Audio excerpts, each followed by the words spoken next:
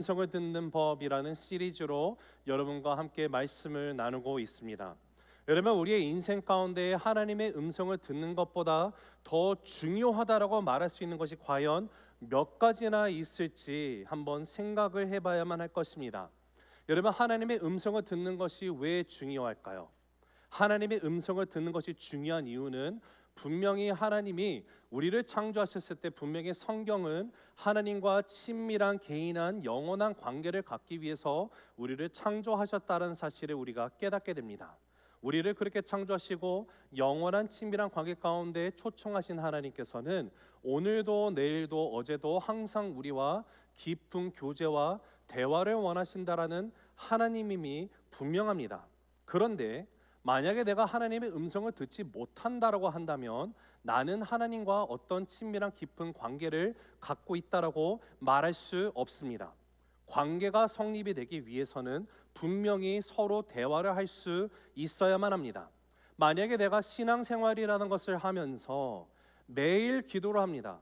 기도를 하는데 목사님, 내가 얼마나 기도하는지 목사님 모르시죠? 하루에 2-3시간씩 기도합니다 라고 말씀을 한다 할지라도 내가 기도만 하고 끝이 난다고 하면, 하나님이 주시는 음성을 들을 시간을 드리지 않는다면 그것은요, 일방적인 소통입니다.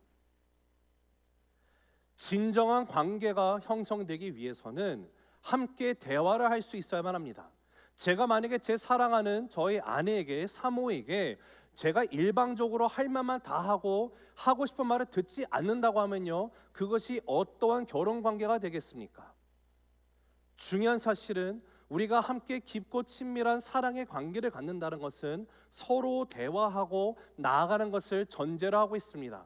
그와 마찬가지로 하나님도 우리에게 관계를 맺기 위해서 우리에게 정말 영원한 관계를 초청하시는 것은요, 우리로 하여금 항상 하나님께 말씀을 우리가 드리고 하나님이 주시는 음성을 들을 수 있는 그런 대화의 관계를 하나님이 말씀하시고 그러한 대화의 장으로 날마다 우리를 초청하신다라는 것을 우리가 말씀을 통해서 또 발견하게 됩니다. 우리가 지난 시간에는요, 예수님이 말씀하셨던 여러 가지 비유 가운데 씨를 뿌리는 자의 비유, 또는 이것이 4가지 토양의 밭의 비유라고도 불리는 말씀이죠. 이 비유를 통해서 하나님의 말씀을 듣는 것이 어떤 것을 의미하는지에 대해서 먼저 생각하기 시작을 했습니다. 중요한 사실은 예수님께서 이 4가지 토양의 비유를 통해서 우리에게 해주신 말씀, 그 포인트가 무엇이냐면, 농부가 밭에 가서 밭에 씨를 뿌리는데 농부는 하나님을 상징하고요, 이 씨앗은 하나님의 말씀입니다. 이 씨앗이 심겨지는, 떨어지는 이 밭은요, 나의 마음의 태도를 뜻합니다. 하나님께서는 오늘도 나의 삶 가운데 말씀을 주시고 끊임없이 말씀의 씨앗을 나의 밭에 뿌리시는데, 그 말씀을 내가 듣고 온전히 내가 그 말씀이 잘 자라서 열매 맺는 인생까지 나가기 위해서는요, 하나님의 음성을 듣기 위해서 우리가 튜닝이 돼 있어야 된다는 거예요. 하나님부터 주파수가 잘못 어긋나 있는데 어찌 하나님의 음성을 우리가 들을 수 있겠느냐 말입니다. 그래서 우리가 그 토양의 비유를 통해서 잠깐 간략하게 다시 한번 요약하면, 4가지 토양은 4가지 다른 마음 상태를 의미하는데, 첫 번째는요, 닫힌 마음을 예수님이 말씀하셨습니다. 내 마음이 닫혀 있어서 하나님의 음성이 들리지 않으면 이 닫힌 마음이 열려야 되는 거예요. 마음이 열린 마음이 되도록 내 마음을 기경해야 됩니다. 좀 더 쉽게 적나라하게 표현을 하면 내 마음을요, 갈아엎어야만 하는 겁니다. 두 번째는 얕은 마음이 있어요. 하나님의 말씀을 듣는 기쁨은 있지만 삶 가운데 너무 바쁘게 빠르게 지나가다 보니까 이 말씀, 들은 말씀이 기쁨이 온데간데 없이 사라지는 인생. 예배 가운데 와서 하나님의 말씀 듣고 너무 좋아, 그런데 또 바쁘게 분주하게 그냥 삶을 살아가는 인생을 뜻합니다. 여러분, 우리가 하나님 앞에 정말 하나님의 음성을 듣기 위해서 시간을 내어드리지 않는다면 결단코 하나님의 음성 들을 수가 없어요. 여러분이 새벽마다 기도하시는 분들 계십니다. 이 자리에 나와서 기도하시는 한 10분의 성도님들 계십니다. 여러분, 새벽 기도라는 것은요, 우리의 삶 가운데 주인이 하나님이심을 고백하는 순간 아닙니까? 새벽 기도라는 것은요, 내가 정말 하루의 일상의 첫 시간을 기도로 시작한다는 것은요, 하나님, 내가 이 하루를 살아가기 위해서 나 혼자 살아가는 것이 아니라 하나님의 뜻 가운데 붙들림마다 주의 능력으로 살아가길 원합니다 해서 시작하는 것이 새벽 기도 아닙니까? 시간을 내어서 주님 앞에 기도하고 나가는 것 중요합니다. 그러나 기도만 하고 끝나고 그냥 생활에서 일상 가운데 나가면은요 아무 소용 없습니다. 하나님 앞에 내가 기도를 하고 나아가는 것이 중요한데, 여러분 기도라는 것을 제가 다시 그 설명 해석해서 드리면요, 기도는 나의 생각이 주님 앞에 상달이 돼서 하나님이 내 뜻대로 나의 그 삶의 계획을 이루어주기 위해서 기도하는 것이 기도가 아니에요. 기도라는 것은 하나님의 뜻에 내가 설득당하는 시간이 기도예요. 하나님의 뜻이 무엇인지를 내가 간구하고 나갑니다. 기도하고 나갈 때 하나님이 나에게 들려주시는 음성, 그 뜻이 무엇인지를 붙들고 그 뜻 가운데 살아가기 위해서 하는 것이 기도라는 거예요. 그런데 내가 하나님 옆에 일방적으로 주여 이거 해주시옵소서, 이거 주세요, 이거 주세요, 저거 주세요, 이 문제 있습니다, 기도 열심히 하고 난 다음에 예수 믿으며 기도합니다, 아멘 하면 어떻게 됩니까? 하나님께서 할 말 다 했지, 자 이제 내가 너한테 잠깐만 형건아 어디가? 야 좀만 서봐, 기다려봐. 근데 우리는 어떻게 해요? 기도하면 나 다 했으니까 이제 가는 거예요. 그럼 살아갑니다. 그건요 관계가 아니에요. 그냥 일방적인 거예요. 산만한 마음이 있어요. 자, 세 번째 받치죠. 가시 떨게 떨어진 것. 산만한 마음의 특징이 뭔가 봤더니 분명히 씨앗이 심겨지고요, 자랐어요. 나무가 됐어요. 그런데 문제는 거기에는 어떤 열매도 나타나지 않습니다. 예수님이 이 그 세 번째 말을 그 토양을 말씀하시면서 인생 가운데 내가 열매를 맺는 데 있어서 방해 요소들이 있다고 말씀하시는데, 이 방해 요소를 가시떨기 또는 잡초라고 말씀하셨어요. 내가 너무 분주해요. 너무 수많은 생각으로 가득 차 있어요. 하나님 앞에 음성을 듣기 위해서는 내가 이 모든 잡초들을, 불필요한 것들을 다 뽑아내야 된다는 거예요. 그러지 않으면 하나님의 음성을 내가 듣고 열매를 맺을 수가 없어요. 겉모양은 나무지만 어떤 열매도 맺히지 않는 인생이에요. 그리고 마지막 네 번째 밭은요, 순종하고자 하는 의지가 있는 마음이었죠. 하나님의 말씀을 들으면 그 말씀에 순종하는 마음입니다. 아니, 하나님이 나에게 말씀하시기 전부터 이미 나는 마음 가운데 정한 거예요. 하나님, 주님이 음성을 주시기 전에, 말씀하시기 전에 나의 대답은 이미 아멘입니다. 주님, 네 그렇습니다. 주님이 말씀하신 대로 나는 순종하겠습니다. 마음에 결단하고 나아가는 것이 좋은 토양이다라고 예수님이 우리에게 말씀해 주셨습니다. 자, 그러면 오늘은 제가 이제 오늘과 또 한번 두어 차례 거쳐서 요한일서 4장 특별히 1절에 나와 있는 말씀을 가지고 하나님께서 우리의 인생 가운데 분명히 대화를 하시고 음성을 들려주시고 생각을 주시며 아이디어를 주시는 분이신데, 내가 듣게 된 내 마음에, 내 머리 가운데 생각이 드는 이 생각, 아이디어 또는 음성, 여러분이 뭐라고 부를지는 알아서 한번 결정해 보시고요. 그러나 이것이 나에게 주어졌을 때 이게 정말 하나님으로부터 오는 것인가 아닌가에 대한 질문을 한번 우리가 해야 된다는 거예요. 여러분, 사단이 나에게 주는 생각을 우리는 유혹이라고 부릅니다. 하나님이 우리에게 주시는 생각을 우리는 영감이라고 부릅니다. 내 자신이 스스로 나에게 주는 생각을 우리가 어떻게 표현할 수 있을까요? 어리석음이라고 말할 수 있을 거예요. 문제는 나의 머릿속에, 나의 마음 가운데 하루에도 수만 가지 생각들이 왔다 갔다 하는데, 나에게 주어진 이 생각이 정확히 어디에서 왔는지 그 출처를 내가 알지 못한다면 이것이 사단이 주는 것인지 하나님이 주시는 생각인지 나 스스로 생각하는 것인지에 대해서 우리는 헷갈릴 수밖에 없다는 거예요.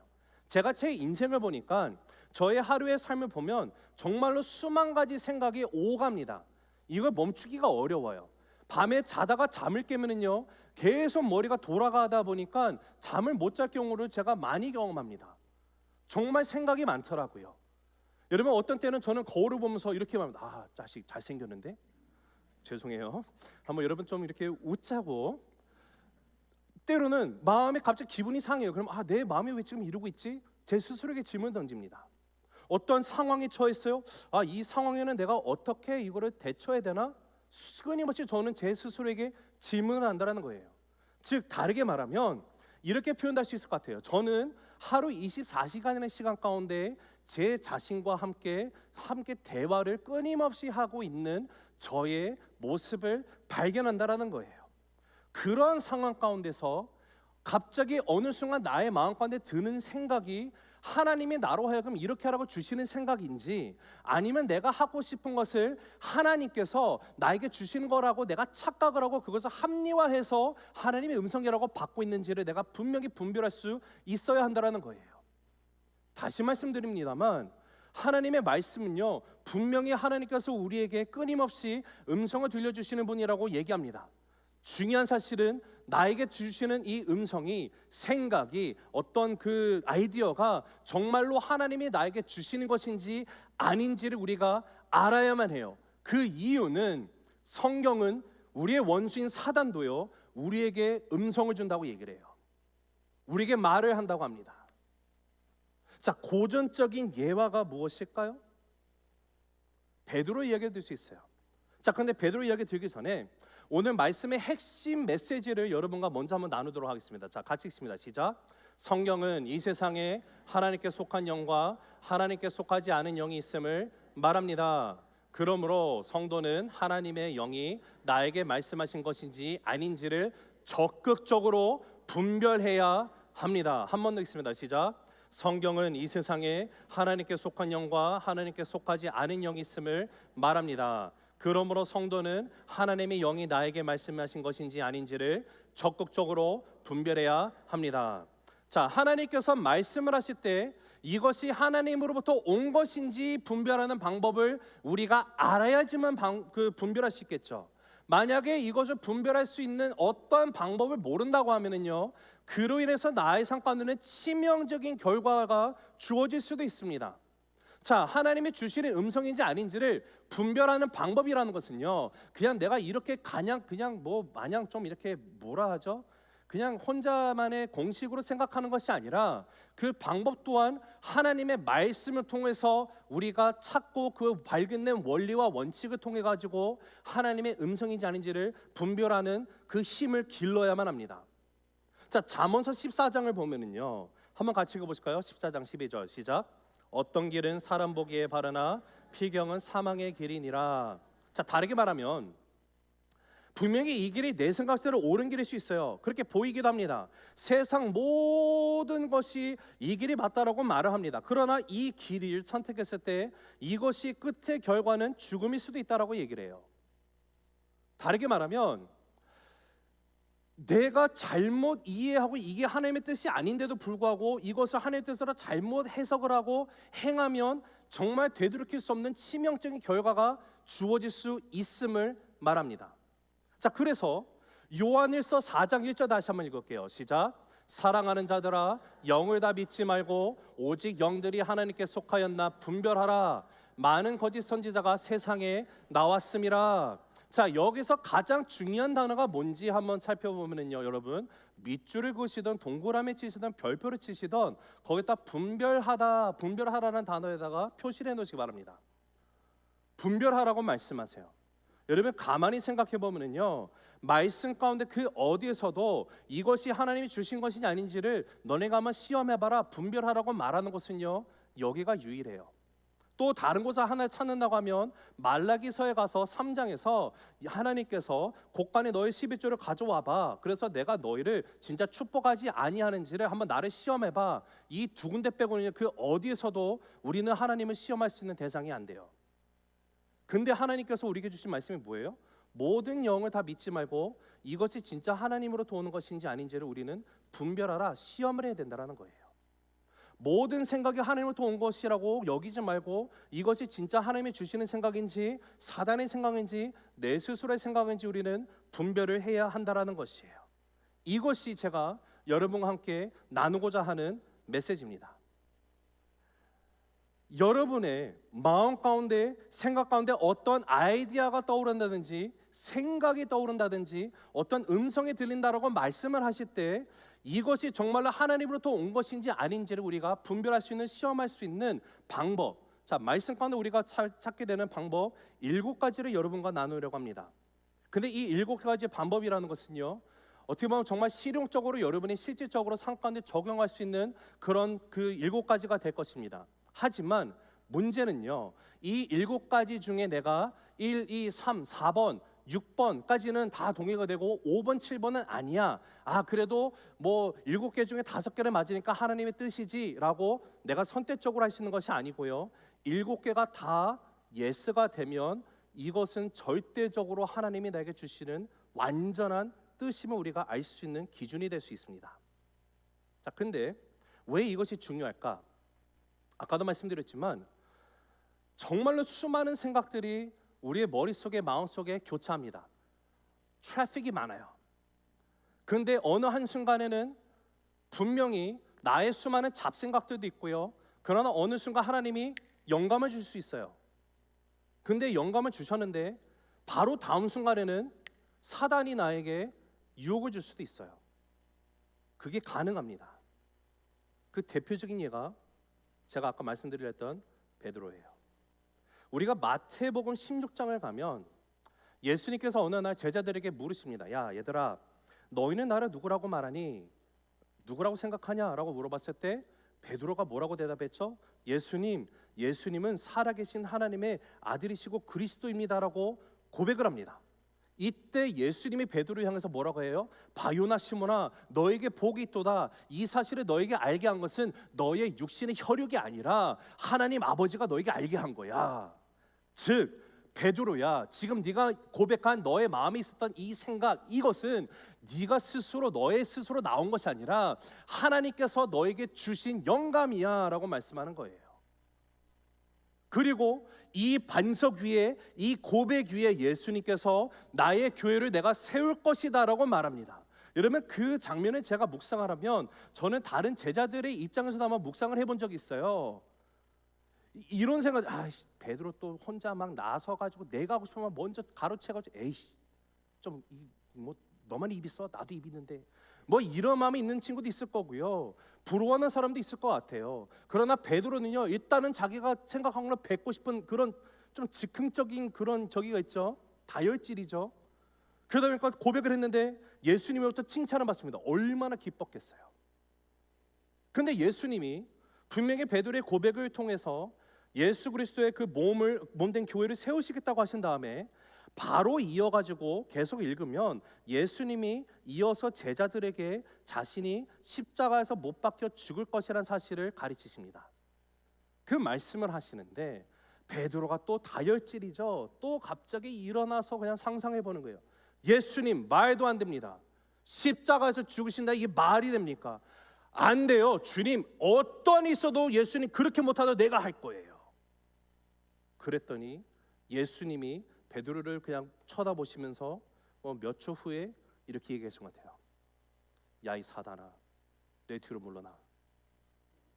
제가 이 말씀을 묵상할 때 깨닫게 되는 게 뭔지 아십니까? 우리는요, 하나님이 주시는 생각과 사단이 주시는 생각을 놓치고 맞고가 한순간에 찰나에 일어날 수 있다는 것을 보게 돼요. 한순간에는 예수님께서는 그리스도가 되시고 하나님의 살아계신 아들이십니다.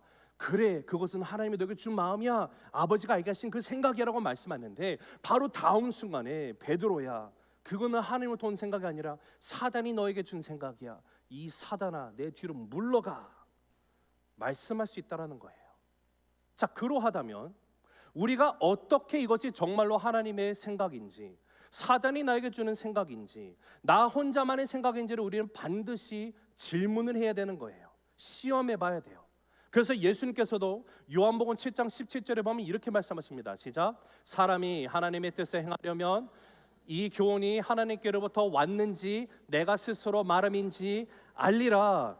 예수님은요, 내가 말하는 것이 맞는지 시험해봐. 그리하면 그것이 하나님께서 온 것이면 너희가 확실할 수 있다라고 말씀하십니다.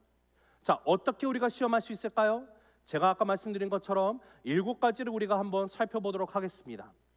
그러나 이 7가지를 우리가 다 오늘 나누지 못하기 때문에 3가지를 먼저 나누겠습니다. 하지만 이 3가지만 나눴다고 해서 나머지 4가지가 중요하지 않는다는 것이 아니고요, 이 7가지를 우리가 다 조합적으로 고려하고 이것을 분별할 때 여기에 예스가 되면 그것은 틀림없는 하나님의 음성임을 우리가 알 수 있어요. 자, 첫 번째 같이 읽습니다. 시작. 성경 말씀과 일치하는가? 한 번 더 읽습니다. 시작. 성경 말씀과 일치하는가? 자, 누가복음 21장 33절 읽어보실까요? 시작. 천지는 없어지겠으나 내 말은 없어지지 아니하리라. 자, 하나님은요 결코 하나님의 말씀, 우리에게 주신 계시된 하나님의 말씀과 모순되게 상반적으로 음성을 들려주시는 분 절대로 아닙니다. 그 어디에서도 하나님께서는요 이미 우리에게 허락하신 이 말씀과 상반되게 이 말씀을 무시하고 위배돼도 괜찮으니까 이렇게 하라고 새로운 계시를 주시는 분이 아닙니다. 다르게 말하면 하나님은 어느 날 하루는 나에게 이 생각을 주시고요 이틀 후에는 나에게 다르게 말씀하는 분이 아니라는 거예요. 하나님은 늘 일관성 있으신 하나님이세요. God is always consistent with His words. 예를 들어서 여러분 텍스 시즌이 오면은요 텍스 보고하는 거에 있어서 우리가 정말로 꼼수만 쓰면 잔머리만 굴리면 덜 낼 수도 있는 방법이 많은 것 같습니다. 물론 저는 거기까지는 잔머리가 안 좋아서 몰라요. 할렐루야. 근데 어느 날 한번 생각해 보는 거지. 야, 지금 이 나라가 만약 내가 세금을 내는데 세금을 온데간데 이상한 데 쓰고 있고 이건 아니지 않나? 그래서 기도를 하기 시작해요. 하나님 정말 나라가 이런데 이거 세금 내봤자 또 안 좋은 데 쓰일 텐데 하나님 어떻게 될까요? 그랬더니 하나님께서 형근아 그렇지 올해 세금은 네가 한 반만 보고해도 돼 라고 말씀하실까요? 안 하실까요? 안 하세요. 그 이유가 어디 있습니까? 성경을 보면은요 반드시 세금을 납부하라고 말씀하십니다. 이것이 어떻게 쓰이든지 그거는 내가 걱정할 것이 아니에요. 내가 납부해야 될 의무는 반드시 지키라고 하나님이 말씀을 하셨어요. 그러기 때문에 내가 거기에 대해서 예를 들어서 기도할 때 하나님이 조금 내라고 해서 그건 말이 안 되는 거예요. 하나님은 하나님의 말씀 가운데 반대로 얘기하시는 분이 아니에요. 만약에 그런 생각이 들었다면 이것은 하나님의 음성이 아니라 사단이 나에게 주는 생각 또는 나 혼자만의 어리석은 생각일 수 있다라는 거예요. 자, 또 다른 예를 한번 들어볼까요? 여러분이 교회 안에서 봉사하는 일에 대해서 어떨 때 때로는 이렇게 말씀하시죠. 제가 한번 기도해 보고 이것을 봉사해야 될지 말아야 될지 결정하겠습니다 라고 얘기하시는 분이 있는데 여러분 죄송하지만 교회에서 봉사하는 것은요 내가 기도하고 난 다음에 결정하고 안 하고의 문제가 아니에요. 거기에 대해서는 항상 답은 예스예요. 이유가 어디 있을까요? 하나님께서 우리를 교회를 부르실 때 예수 그리스도를 나의 삶의 주인의 구세주로 영접하면 모든 저와 여러분이 지금 이 새생명교회 공동체 안에 있다라는 것은요 하나님이 새생명교회가 그리스도의 몸된 교회로 건강히 세워지기 위해서 우리를 그 몸의 구성원으로 부르셨습니다. 그리고 이 교회의 주인은요 머리는 예수 그리스도 한 분이세요. 근데 놀라운 사실은 이 교회가 세워지고 건강한 그리스도의 몸이 되기 위해서 성령의 뜻에 따라서 모든 믿는 성도들에게 은사를 주셨다라고 성경은 말합니다. 성령의 은사라는 것은요 나 혼자만의 이익과 유익을 위해서 주신 것이 절대로 아니에요. 교회가 온전히 건강하게 세워지기 위해서 은사를 주셨습니다. 만약에 교회를 세우기 위한 것이 아니면 은사를 주실 필요가 없다라는 거예요. 즉 여기 앉아 있는 저와 여러분 그 누구도 은사가 없는 사람은 한 분도 존재하지 않습니다. 예수님을 내가 아직 영접하지 않았다라면 모르겠지만 그 뜻은요 교회에 정말 나를 부르시고 이 예수 그리스도의 몸된 교회가 온전히 세워지기 위해서 나를 은사도 주셨다는 것을 내가 인정하고 그 뜻을 헤아리면 봉사하는 거 당연한 거예요. 다른 일 하나 더 들어볼까요? 여러분 저는요 11조를 내가 해야 되나 말아야 되나에 대해서 기도 안 합니다.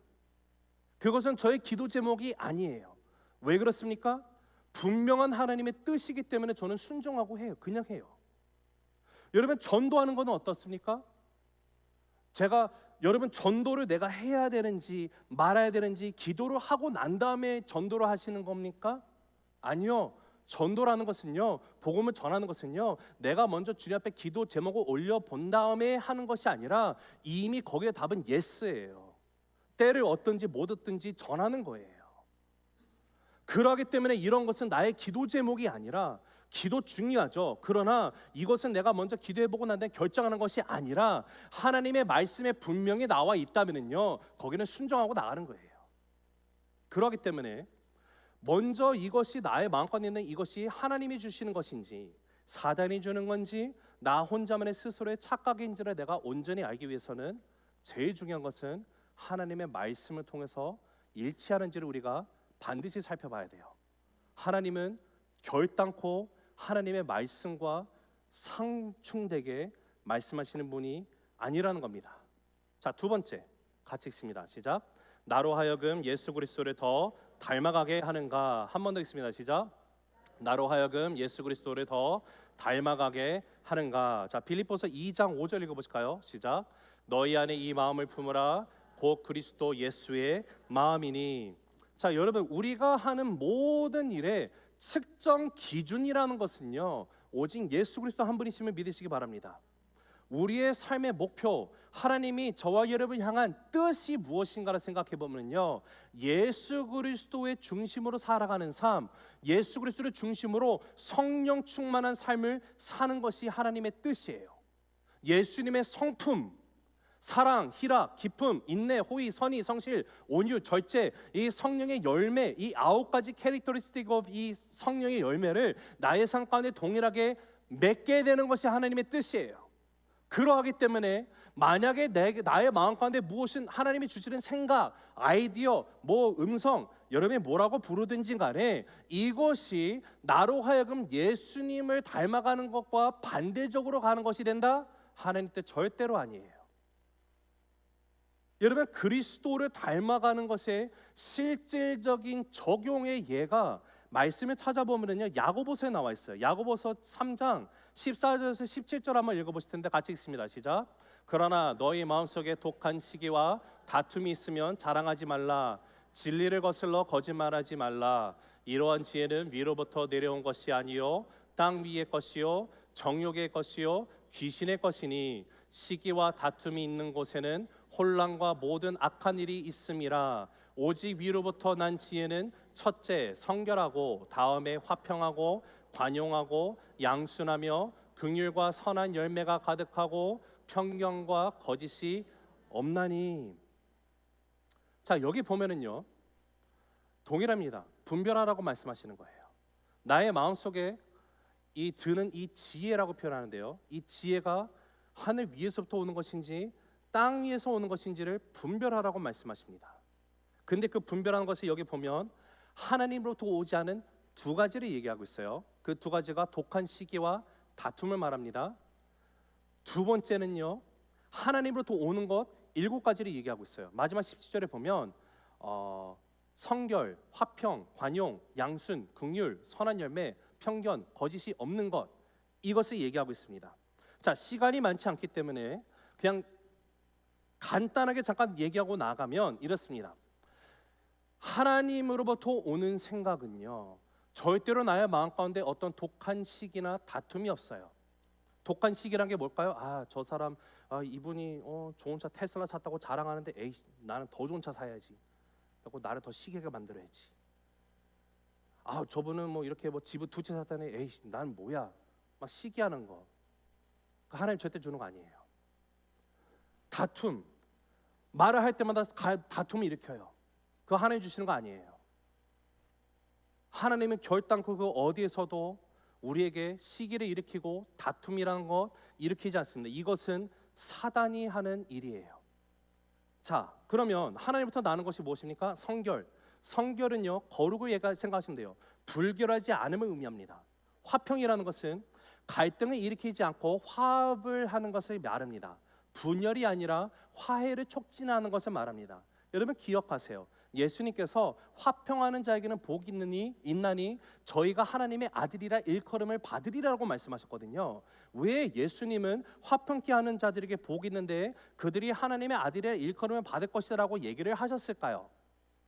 그 이유는 예수님께서 화평케 하는 자로 오셨기 때문에 그렇습니다. 죄로 인해서 나의 관계가 하나님과 끊어졌어요. 완전히 영혼의 죽음이었어요.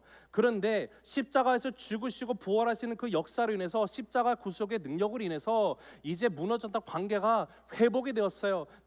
나의 삶에 예수님이 나의 구원자로 주인으로 내가 영접하는 순간 하나님과 죄로 인해서 깨졌던 관계가 다시 화합이 되고 연합이 되고 영원한 관계가 회복이 됨을 뜻합니다. 예수 그리스도로 인해서만 이 화평이 임하게 되는 거예요. 그런데 이제는 우리가 한층 나가서 그 사랑으로 가서 분열이 있는 곳에 화평을 전하는 자로 살아간다. 예수님이 하셨던 사역을 우리가 동일하게 하는 것이기 때문에 하나님의 아들이라 일컬음을 받는 복을 얻게 되는 거예요. 자, 관용은 어떻습니까?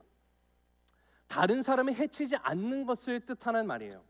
만약에 내가 생각한 아이디어가 분명히 이대로면 나에게 큰 이익을 가져다 줍니다. 그런데 이렇게 함으로 인해서 주변에 누군가가 손해를 보게 된다? 그거 하나님 뜻 아니에요. 여러분 그거 착각하시면 안 돼요. 자, 양수는요, 겸손함으로 가르침을 받을 준비가 되어 있는 자세를 뜻합니다. 여러분이 만약에 목장 모임에서 함께 그 목장 목원 식구들에게 하나님께서 이런 마음을 나에게 주셨는데 이것이 정말 하나님 뜻인지를 제가 분별하게 원해요라고 나누었을 때 그 목장 목원 식구들이 뭐에게 여러분에게 말씀하신 것에 반대적으로 얘기한다 할지라도 그것을 수용할 수 있는 마음을 말하는 거예요. 열린 마음으로. 긍휼이라는 것은 하나님이 나에게 베푸신 은혜가 너무 크죠. 그러면 내가 받은 은혜를 나도 가서 받았기 때문에 은혜를 흘려 보내는 베푸는 마음을 말해요. 하나님이 우리에게 만약에 내 삶 가운데 정말 경제적으로 더 여유를 주셨습니까? 그러면 주변에 좀 덜 경제적으로 그 여유가 있는 분들에게 내가 흘려 보낼 수 있는 것이 긍휼이에요. 선한 열매는 말 안 해도 아시죠? 자, 그리고 마지막 편견이나 거짓이 없다라고 말하는데 이것은요 헬라로 우리가 잠깐 살펴봐야 돼요. 그거 보면 아디아 크리스토스라는 단어와 아누포 크리스토스라는 단어가 쓰여 있습니다. 근데 이 아디아 크리스토스와 아누포 크리스토스에서 어떤 단어가 영어 단어가 파생되냐면 히포크리시라는 단어가 나와요. 위선자라는 단어가 나와요. 위선자가 뭔지는 아시죠? 이쪽 가서 얘기할 때는 이렇게 얘기하고 저쪽 가서 얘기할 때는 저렇게 얘기하는 것. 늘 가면을 쓰고 얘기하는 것. 언제나 진실함이 없는 것. 여러분 만약에 이렇게 한다면 이것은 하나님께서 오는 것이 결단코 아니라는 거예요. 그래서 나에게 주어진 생각, 아이디어, 어떤 영감 아니면 뭐 음성 이게 무엇이 됐든 여러분이 표현하는 것은 다르겠지만 이것을 정말 하나님이 나에게 주시는 것인지 사단이 나에게 주는 건지 나 혼자만의 생각인지를 알기 위해서는 첫째로 우리는 하나님의 말씀과 일치하는지 봐야 되고 두 번째는요 이것을 통해서 우리가 더욱더 예수 그리스도를 닮아가게 되는지를 우리가 살펴봐야 됩니다. 자, 마지막 세 번째 같이 읽습니다. 시작. 교회 가족들로부터 확인이 되는가? 한 번 더 읽습니다. 시작. 교회 가족들로부터 확인이 되는가? 자, 에베소서 3장 10절 읽습니다. 시작. 이는 이제 교회로 말미암아 하늘에 있는 통치자들과 권세들에게 하나님의 각종 지혜를 알게 하려 하심이니. 하나님께서 정말 나에게 주신 말씀이라면 이 사실이요 교회 식구들을 통해서도 확인이 될 거라는 거예요. 예수님이 나의 삶의 주인, 구원자로 내가 영접하는 순간 우리에게는 두 가지 일이 일어납니다. 첫째는요, 완전히 깨져 있었던 하나님과 수직적인 관계가 회복이 돼요. 이제는 내가 하나님의 아들, 딸이 돼요. 동시에 어떤 일이 일어나냐면 수직적인 관계뿐만 아니라 수평적인 관계가 또 형성이 됩니다. 그리스도 안에서 주 안에 형제 자매들이 생겨요. 믿음의 공동체가 생겨요. 이제는 영원한 하나님의 나라의 백성으로서 우리가 저와 여러분이 한 가족의 일원이 되게 되는 역사가 일어나게 돼요. 하나님께서는요 여러분의 인생 가운데 중대한 결정을 내리기 앞서서 어디에서도 여러분이 혼자 스스로 결정하고 나가라는 의도를 두신 적이 없습니다. 하나님은 여러분이 신앙이 깊고 성숙한 성도들과 함께 하나님의 뜻이 무엇인지를 간구하는 기도도 나누고요, 요청도 하고요, 도움도 청하고 조언을 얻기를 원하시는 분이세요. 여러분 저는요 하나님의 음성인지 사단의 생각인지 나 혼자만의 멍청한 생각인지 제가 이것을 분별하기 위해서 하는 것이 무엇이냐면요, 사단이 주는 것은 무엇인지 제가 분별이 좀 더 쉬워요. 그런데 어려운 것은 이게 정말 하나님의 생각인지 나 혼자만의 생각인지 이걸 분별하는 것이 정말 한 장 차이인 것 같아요. 종이 한 장. 그때 제가 하는 것은요 저희 와이프, 저 사모에게 나눕니다. 저희 영적 멘토이신 목사님들과 함께 나눕니다. 기도 요청을 해요. 주 안에 믿음 가운데 공동체의 형제자매들과 나눠요. 우리 안수희 쌤들은 아실 거예요. 제가 어떤 것이 있으면은 질서야 할 때 제가 서슴없이 나눕니다. 같이 기도해 달라고. 그렇게 했더니요 어떤 일이 일어나는지 아십니까? 이게 정말 하나님의 뜻이잖아요. 함께 기도했더니 하나님이 같은 마음을 허락하세요. 이를 통해서 확인이 되는 거예요. 하나님께서 우리를 철저하게 공동체로 부르셨어요. 그리스도의 몸을 이루는 구성으로서 우리가 함께 존재하는 거예요. 여러분, 교회 공동체에 소속되지 않고 혼자서 신앙생활하는 분들 간혹 가다가 계십니다. 그런데 그런 분들 가운데 정말 신앙의 성숙함으로 나아가는 사람들 찾기 어렵습니다. 여러분, 잠언 11장 14절을 보면 같이 읽습니다. 시작. 지략이 없으면 백성이 망하여도 지략이 많으면 평안을 누리느니라. 지략이 없으면 망하는데 지략이 많으면 평안을 누린다. 그런데 여러분, 우리가 누릴 수 있는 이 평안의 지략은 어디서 나와야 되는 겁니까?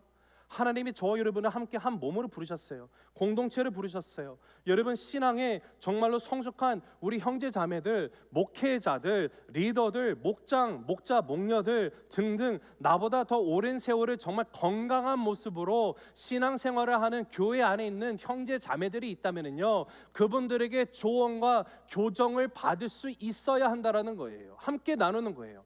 그러지 않으면 우리의 인생에서 내가 겪지 않아도 되는 불필요한 실수들을 우리는 계속해서 하게 됩니다. 여러분, 교회 가족들에게 확인을 한번 받아보세요. 그러면 의도치 않은 문제들 내가 나중에 빠지지 않아도 돼요. 여러분, 사도 바울이 신약 성경을 13편을 썼는데 13편을 쓰면서 많은 단어들을 반복해서 사용하거든요. 근데 반복해서 사용한 단어 가운데 144번 나오는 단어가 에클레시아예요. 교회, 세상으로부터 부름을 받은 존재 에클레시아라는 단어를 끊임없이 쓰면서 우리는 그리스도 안의 공동체라는 것을 얘기합니다. 예수 그리스도, 세상으로부터 모험을 받은 자들, 부름을 받은 자라는 거예요. 그리고 더 나아가서 사도 바울은요, 교회를 하나님의 소유다라고 정의를 합니다. 즉 하나님께서 거룩하게 창조하신 것이 교회라고 말하고 있어요. 그러하기 때문에 하나님이 거룩하게 말하시고 정의하신 이 교회를 통해서 하나님 앞에 우리가 함께 간구하고 나가면 주님께서 지혜를 주시고 음성을 동일한 것을 주심으로 우리의 삶 가운데 평안으로 하나님의 음성이 아닌지 맞는지를 우리가 살필 수 있다는 거예요. 자, 우리 마지막으로 잠언서 11장 9절 한번 읽어봅니다. 시작. 악인은 입으로 그의 이웃을 망하게 하여도 의인은 그의 지식으로 말미암아 구원을 얻느니라. 여러분, 여기서 말하는 이 구원이라는 것은 내가 죽어서 천국 가는 구원을 말하지 않습니다. 여러분, 내가 성숙한 신앙의 형제 자매들에게 나의 생각, 내가 주신 하나님이 나에게 주신 음성이 맞는지 아닌지를 함께 기도해달라 요청하고 이것이 맞는지 한번 함께 평가해달라, 확인해달라고 요청하는 것이 완전한 거예요. 이를 통해서 내가 정말로 망하는 길로 가는 것이 아니라 망하로부터 구원을 받게 되는 것을 말하고 있어요. 의인의 그의 지식, 의인은 그의 지식으로.